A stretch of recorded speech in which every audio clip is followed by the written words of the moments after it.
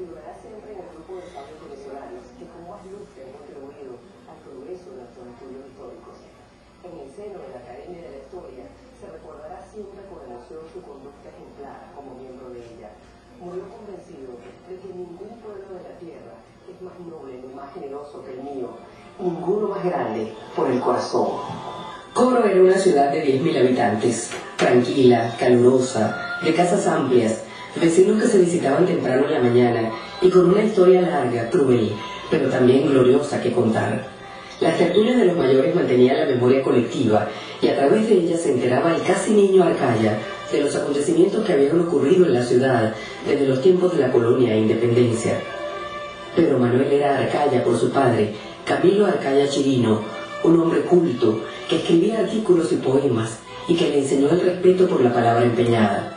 Y era Madriz por su madre, Ignacia Madriz Cosí, una mujer bastante menor que su padre, muy activa, quien recorría constantemente las propiedades de la familia, llevando cuenta detallada de todo. Cuando Pedro Manuel tenía 1 año de edad, su madre lo lleva en brazos a presenciar el desfile por el triunfo del presidente Guzmán Blanco ante el general León Colina, quien había tomado el estado Falcón y lo había declarado independiente de Venezuela. A los 5 años, se impresionó con la imponente entrada a coro de las tropas de la Revolución Reivindicadora que restableció a Guzmán Blanco en la presidencia. A los 7, su tío Justiniano Madriz le regaló un gallo de pelea, el cual cambió de inmediato por un diccionario latín-español que todavía se conserva en la familia. A los 11 años de edad organizó el archivo de la Catedral de Coro y a los 12 visitaba con frecuencia la oficina de correos para conversar con el director y manosear las cartas que llegaban del exterior. A los 17 años padeció una neumonía que casi le provoca la muerte. De niño y durante su juventud solía visitar al lomo de mula las posesiones de sus antepasados, a lo largo de las cuales recogía datos sobre las poblaciones indígenas que habitaban por todos los trayectos para minuciosos estudios que más tarde llegaría a publicar. A los 16 años publica su primer artículo, Escudo de Armas de Coro. El director del Cojo Ilustrado se refería a él como una inteligencia vigorosa. Ya para esa edad había aprendido el inglés, francés, alemán e italiano a través de diccionarios. Estudió en el Colegio Federal de primera categoría, entre cuyos directores se encontraba don Luis Espelosini. Cursó las carreras de Ciencias Políticas e Ingeniería. Fue un hombre que se hizo a pulso, con mucho esfuerzo. Hizo sus estudios primarios en la ciudad de Coro y allí mismo hizo los estudios de Derecho. Arcaya presenció la farsa de las elecciones en el estado Falcón bajo el gobierno de Rojas Paul. Quedó decepcionado con el espectáculo. Las disputas locales no menguaron y Arcaya se dedicó a la enseñanza. Entre los años 1893 y 95 ejerció como profesor de física, aritmética, álgebra, trigonometría y cálculo. También impartía clases de ciencias filosóficas, historia universal, sociología, lógica, moral y francés. Al cumplir los 21 años se vino a Caracas, se graduó en un solo día, 2 días, presentó todos los exámenes ante un jurado compuesto por gente muy conocida, abogados muy eminentes de Caracas, entre ellos Luis Sanojo, el doctor Nicolás Zuluaga, el doctor Borjas, Arminio Borja, y salió pues con notas sobresalientes. Se regresó a Coro y comenzó a ejercer la profesión en Coro.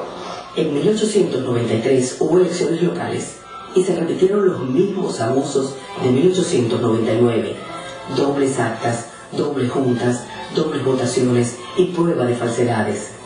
El gobierno estatal trató de salvar la legalidad mediante procedimientos dictatoriales. El joven Arcaya, de apenas 19 años, observaba todo esto con verdadero estupor, así que a muy temprana edad ya se cuestionaban los procesos políticos que se empeñaban en mostrar una faz de legalidad que no existía en los hechos. A sus 22 años de edad le ofrecieron la presidencia del Consejo Municipal de Coro. Lo aceptó por no ser un cargo político ni remunerado, pero al cabo del año renunció, pues le restaba tiempo al ejercicio de su profesión.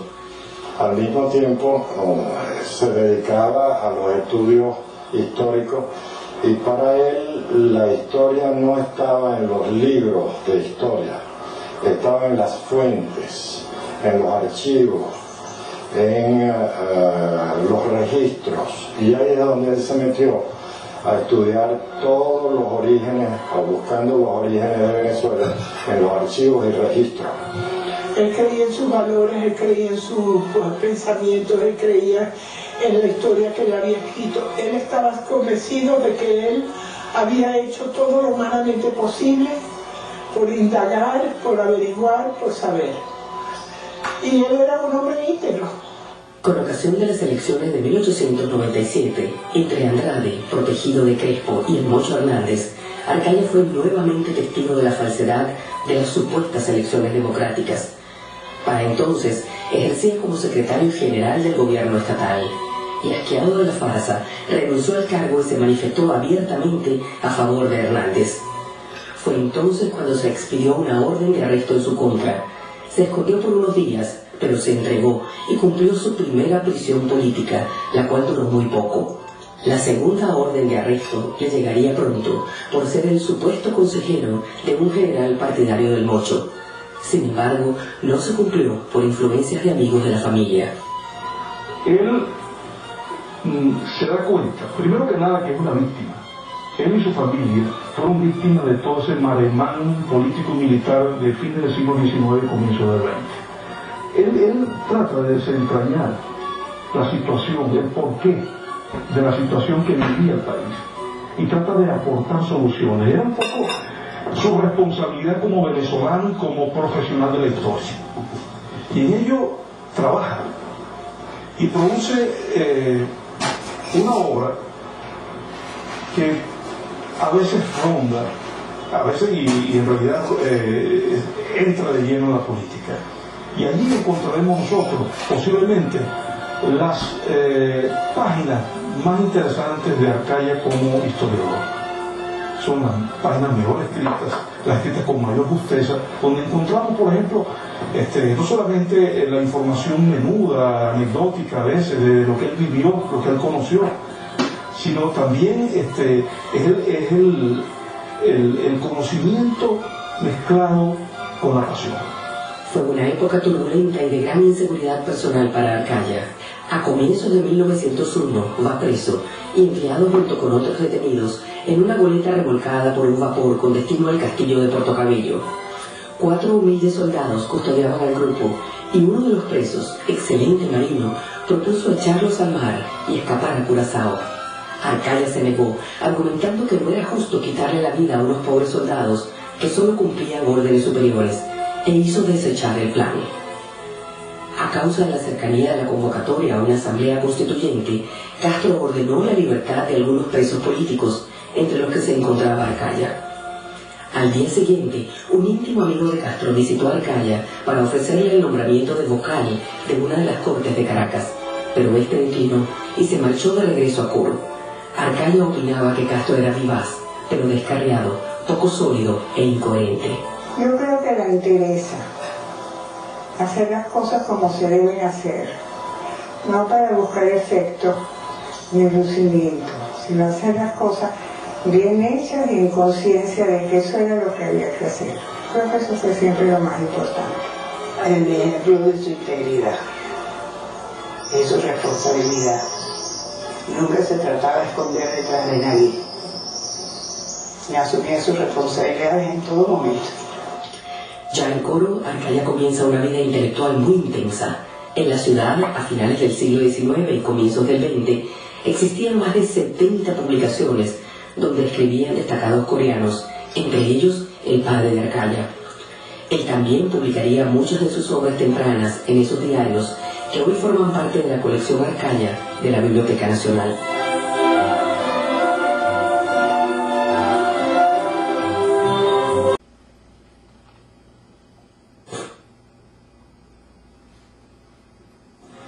En 1900 se elabora un ensayo sobre Bolívar, donde estudia al hombre y no al héroe.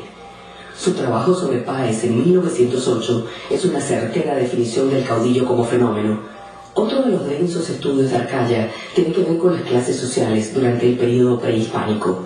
Asegura que no habían castas, sino una notable movilidad entre las distintas clases sociales. Arcaya fue un historiador precoz.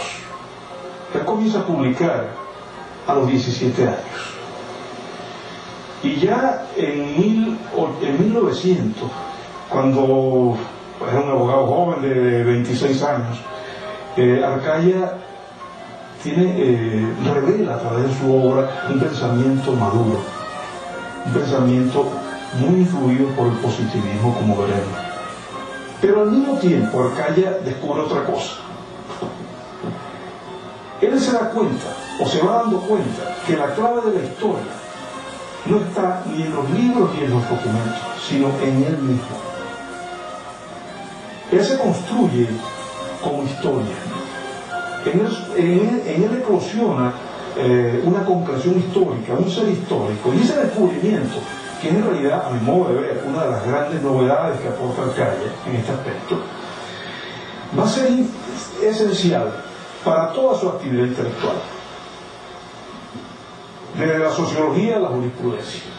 Con apenas 25 años, Arcaya publicó un ensayo donde exponía sus temores por la permanencia como naciones de los países latinoamericanos a causa de nuestra gran anarquía, pues podría inducir a los Estados Unidos a intervenir y poner en riesgo la autonomía.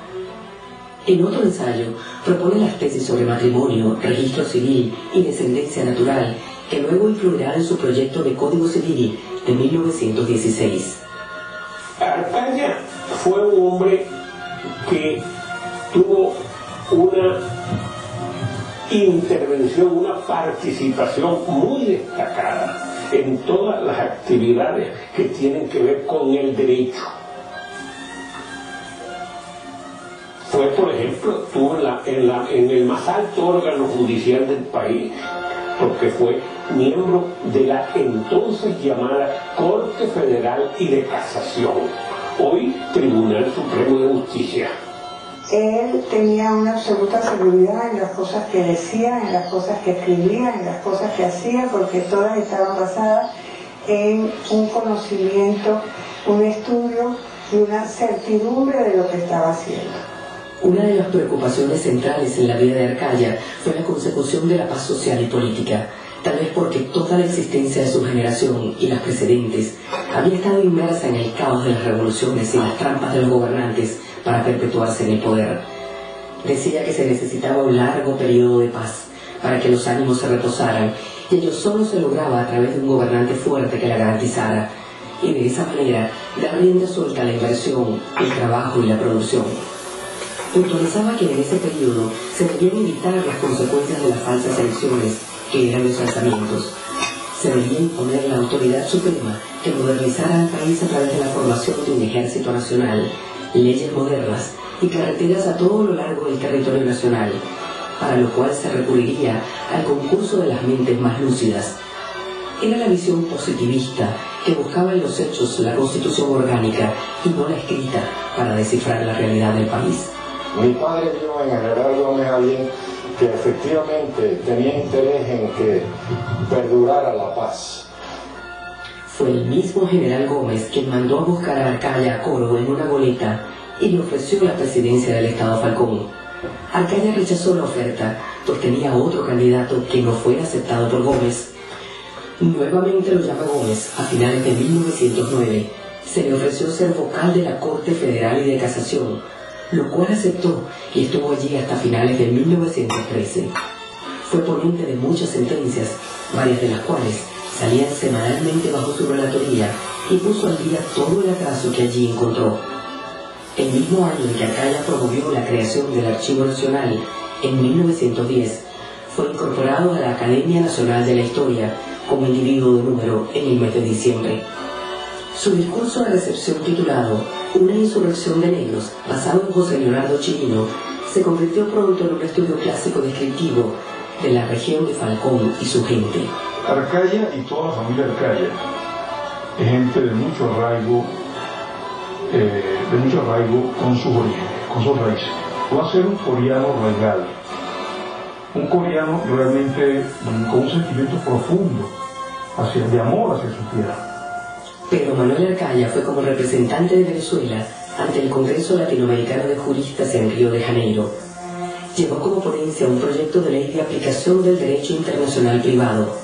Muchos años después, el documento sería aún objeto de elogios por parte de eminentes juristas. Fue senador por el Estado Falcón, fue procurador general de la Nación y le tocó solucionar el espinoso asunto del protocolo francés. Fue ministro de Relaciones Interiores y ministro en Washington. Fundó la Academia de Ciencias Políticas y Sociales y fue su primer presidente. Asimismo, también perteneció a la Academia de la Lengua. Fue consultor jurídico del Ministerio de Fomento y colaboró en la redacción de la Ley de Hidrocarburos, al tiempo que recomendó el ingreso de consorcios internacionales del petróleo a Venezuela. Tomó parte en la redacción de la Constitución de 1925, considerada jurídicamente como una de las técnicamente mejor elaboradas de las promulgadas hasta entonces. El 22 de marzo de 1913 había contraído matrimonio con María Teresa Urrutia Vallenilla, una dama de recio carácter y proverbial agilidad mental. Su educación era de 6º grado, pero su inteligencia e intuición eran memorables. Me dijo mamá que fue en un carnaval en Caracas, que papá había venido del interior de visita y estaba parado en una calle y la vio pasar en una de esas carrozas que salían y quedó prendado y estuvo no sé cuántos meses que logró que se la presentara. Se quedó en Caracas para que se la presentara, iba a todas partes a ver si la veía. Por fin supo de una fiesta donde iba a ir y logró que lo invitaran y la fue a sacar a bailar y no sabía bailar, papá no había bailado en su vida. Y él me dijo, pero esto es que yo quería conocerle y hablar con usted, pero yo no sé bailar. En ella encontró crucial apoyo y cálida compañía, y con ella compartió la alegría de varios hijos y el dolor de la muerte de una de las hembras.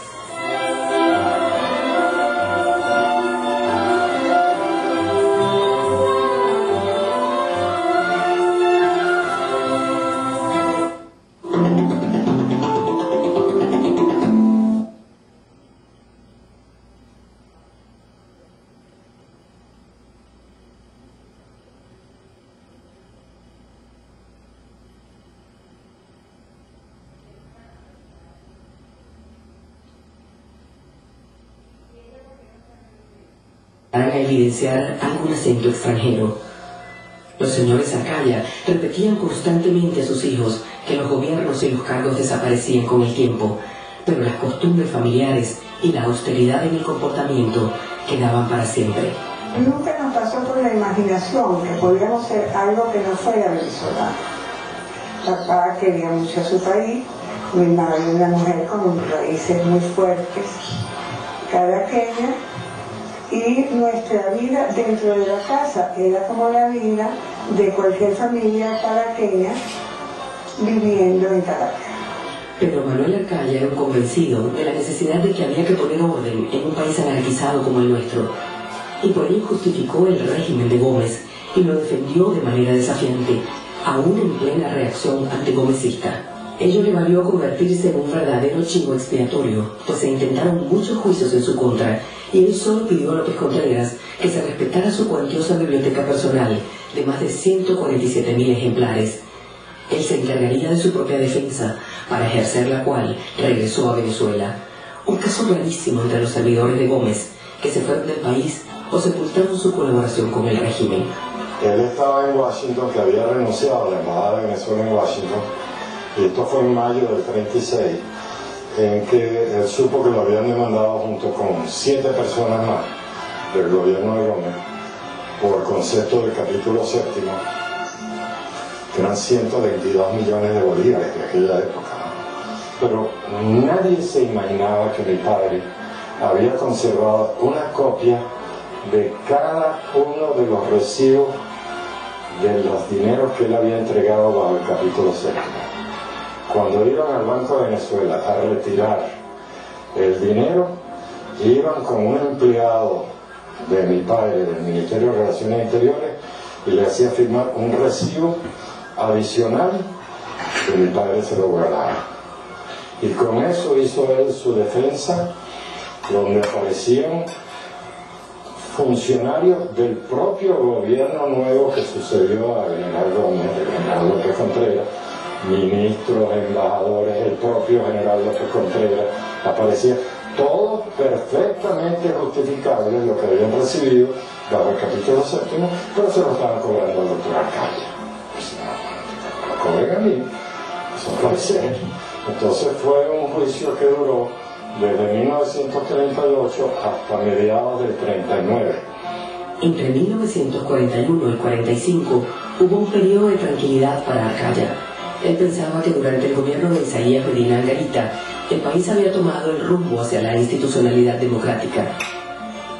Pero ocurrió el golpe de Estado de octubre de 1945 y Arcaya exclamó: se desbordaron las represas de Niágara, se desataron las pasiones políticas, se despertó el monstruo dormido. Según Arcaya, la implantación del populismo traería graves consecuencias a mediano y largo plazo para el país. Arcaya fue incluido en la célebre lista de peculado durante la Junta de Gobierno presidida por Rómulo Betancourt, pero el jurado de responsabilidad y el propio Betancourt tuvieron que considerar como claras las cuentas del doctor Arcaya y se le devolvieron todos los bienes que le habían sido confiscados.